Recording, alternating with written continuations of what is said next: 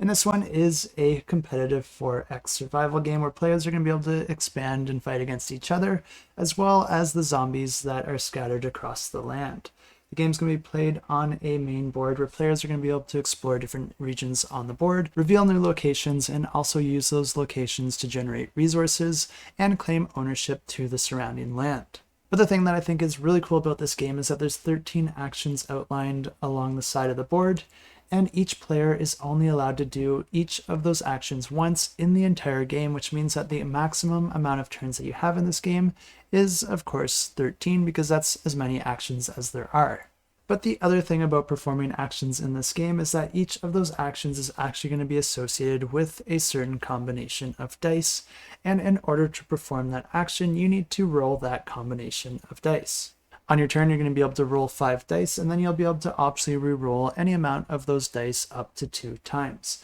You'll then spend those dice to perform an associated action. And like I said, there are 13 actions, and they do come in different forms, and some do overlap with each other, but essentially you're going to be using them to move around the map, visit or reveal new locations, use the location-specific actions to gain resources, pay to gain more units to put out on the board, fight zombies or the other players. And when you do attack, you will be using units that you do have deployed out on the board, including their attack and defense in the battle, but then also playing a combat card. Players will each deal damage to each other, attacking the weakest units first and gaining victory points for any units that they're able to destroy. The game continues like this, and at the end of the 13th round, players are going to be adding up all the points they got from each unit eliminated from the hexes that they control at the end of the game, as well as bonus points for the player that gains the largest single area out on the board. The player that has the most victory points wins the game, and if you want to check it out, I do have it linked down below.